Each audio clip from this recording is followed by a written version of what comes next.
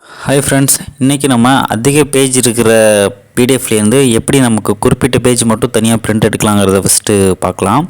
இதில் பார்த்தீங்கன்னா 94 பேஜ் இருக்குது. இதில் வந்து நமக்கு குறிப்பிட்ட பேஜ் வேணும், அதிக பேஜ் வேணாம், ஒரு சில பேஜ் மட்டும் நீங்கள் பிரிண்ட் எடுக்கணும் அப்படின்னா எப்படி பிரிண்ட் எடுக்குங்கிறத நான் உங்களுக்கு சொல்கிறேன். இதில் வந்து பிரிண்டர் ஆப்ஷன் செலக்ட் பண்ணிக்கோங்க.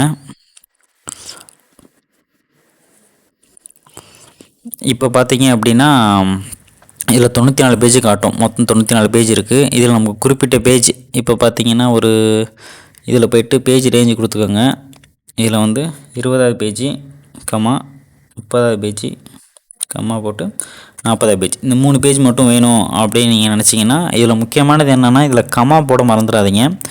இப்போ வந்து இல்லை எனக்கு இன்னும் கொஞ்சம் நிறைய சேர்ந்து ஜாயிண்ட் ஆகி வேணும், 40லேருந்து 45 வேணும் அப்படின்னா ஐஃபன் போட்டு 45 கொடுத்தீங்க அப்படின்னா 45லேருந்து ஒரு 5 பேஜ் இதில் வந்து ஆட் ஆகிக்கும். இப்போ பார்த்தீங்கன்னா இங்கே கீழே பாருங்கள் 20வது பேஜ், அதுக்கப்புறம் 30வது பேஜ், 40வது பேஜ், 41, 42, 43, 44, 45 5 பேஜுமே இப்போ ஃபுல்லாகவே எல்லாம் வந்துருச்சு.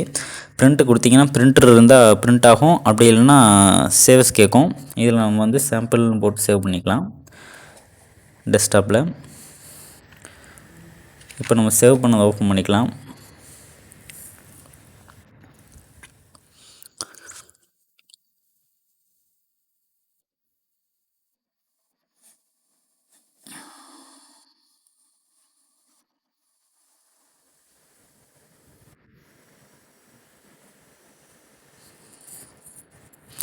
அந்த ஃபைல் இப்போதைக்கு ஓப்பன் ஆகிடுச்சு. இப்போ இதில் பார்த்தீங்கன்னா 20வது பேஜ், 30வது பேஜ், 40, 41, 42, 43, 44, 45 இந்த மாதிரி 5 பேஜும் ஈஸியாக வந்து நம்ம பிரிண்ட் எடுத்துக்கலாம்.